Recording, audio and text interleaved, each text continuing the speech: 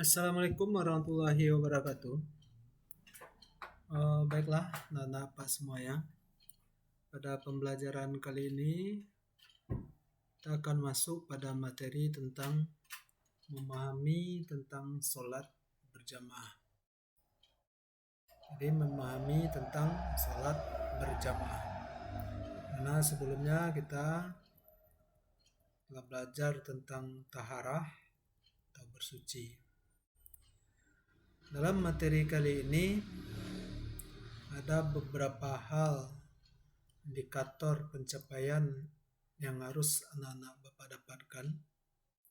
Yang pertama yaitu menyebutkan pengertian sholat berjamaah.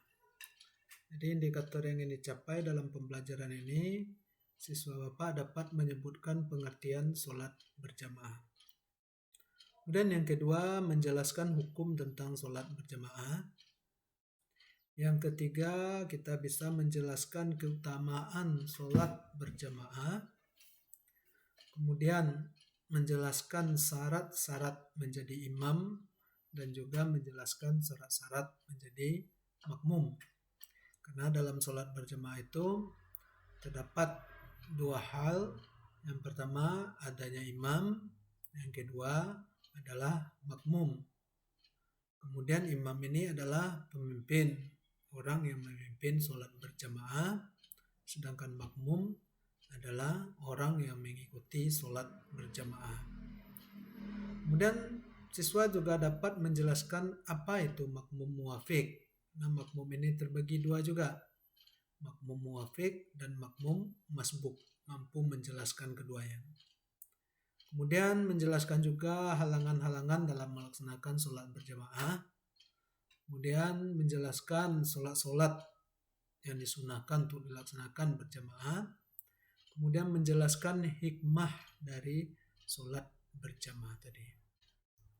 Baiklah, nah Pak semuanya, langsung saja kita masuk pada materi kita tentang sholat berjamaah. Memperhatikan gambar di layar ini, di mana dalam gambar ini terdapat barisan orang yang sedang melaksanakan sholat. Kemudian di depan barisan tadi ada satu orang yang berdiri. Jadi satu orang yang berdiri di depan barisan itu disebut dengan imam. Dan barisan yang berada di belakang orang yang berdiri di depan itu adalah makmum. Jadi imam ini adalah orang yang memimpin pelaksanaan sholat berjamaah. Kemudian makmum adalah orang yang mengikuti sholat berjamaah. Dari gambar tersebut dapat kita ambil pengertian, sholat berjamaah adalah sholat yang dikerjakan oleh dua orang atau lebih secara bersama-sama yang terdiri dari imam dan makmum. Hukum pelaksanaan sholat berjamaah dalam agama kita, hukum pelaksanaan sholat berjamaah ini adalah sunnah muakkad. Artinya sunnah yang sangat dianjurkan dalam pelaksanaannya. Sedangkan keutamaan dalam mengerjakan sholat berjamaah dikatakan dalam sebuah hadis riwayat Bukhari dan Muslim dari Abdullah bin Umar radhiyallahu anhu, sesungguhnya Rasulullah sallallahu alaihi wasallam bersabda, sholat berjamaah itu lebih utama daripada sholat sendirian dengan 27 derajat. Jadi keutamaannya adalah mendapatkan pahala yang lebih utama dari kita melaksanakan sholat sendirian sebanyak 27 kali. Kemudian syarat-syarat dalam melaksanakan sholat berjamaah. Tadi kita melihat dalam pelaksanaan sholat berjamaah itu ada imam dan ada makmum. Maka untuk syarat-syarat menjadi imam yang pertama yaitu wajib laki-laki jika makmumnya laki-laki dan perempuan. Perempuan boleh menjadi imam asalkan makmum semuanya adalah perempuan. Itu syarat yang pertama. Kemudian syarat yang kedua, baligh dan berakal. Seorang imam harus telah baligh dan telah berakal. Syarat yang ketiga, fasih dalam bacaan Al-Quran dan cukup hafalannya. Syarat yang keempat, mempunyai ilmu agama yang memadai. Jadi seorang imam ini harus mengetahui kaifiat tentang sholat, rukun-rukun sholat, dan ilmu-ilmu agama. Kemudian syarat yang terakhir, umur lebih tua dari yang lainnya. Kemudian syarat-syarat menjadi makmum. Seorang makmum yang pertama harus mengerti dan mengikuti gerakan imam. Jadi mengikuti gerakan imam.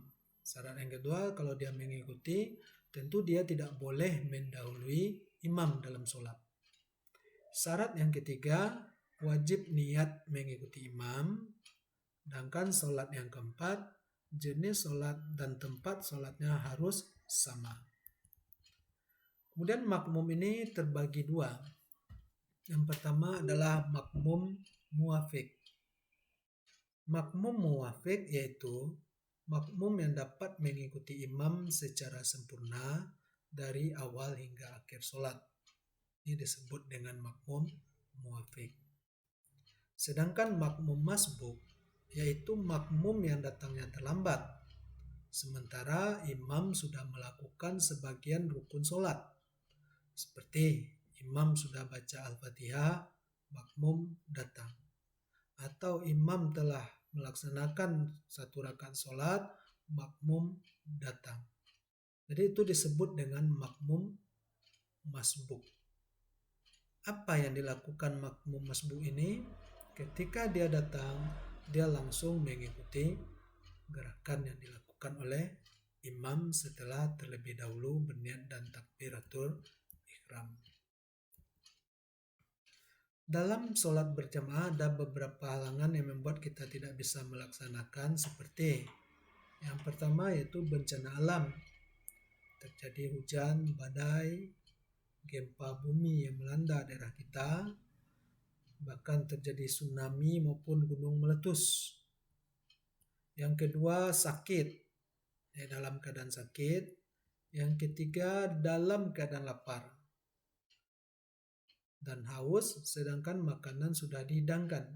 Waktu sholat masuk, kita dibolehkan mendahulukan makan. Kemudian dalam keadaan yang tidak aman, seperti dalam keadaan bentrok atau konflik di wilayah kita, kemudian terjadinya peperangan. Kemudian apa-apa saja sholat yang disunahkan untuk laksanakan secara berjamaah. Yang pertama, sholat fardu. Sholat yang kita laksanakan 5 waktu sehari semalam. Kemudian sholat witir dan taraweh. Kemudian 2 hari raya Idul Fitri dan Idul Adha. Kemudian sholat gerhana, sholat kusuf atau gerhana matahari maupun sholat kusuf gerhana bulan. Kemudian sholat istiqo, sholat minta hujan. Kemudian sholat jenazah.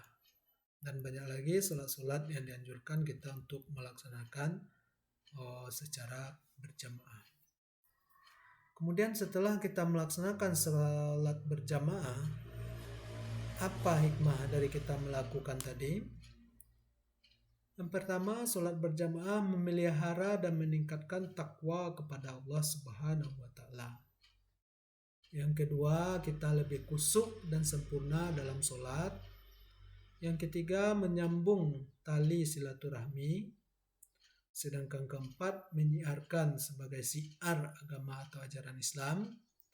Yang kelima, yaitu melatih disiplin dan ketaatan pada pimpinan. Jadi itu hikmah dari kita melaksanakan sholat berjamaah. Jadi materi ini adalah sebagai pengantar diskusi untuk kamu semua. Setelah ini kita akan mengadakan diskusi kelompok untuk membahas tentang sholat berjamaah. Jadi demikian pengantar dari Bapak. Sebagai bahan kita untuk kali ini, ucapkan terima kasih. Assalamualaikum warahmatullahi wabarakatuh.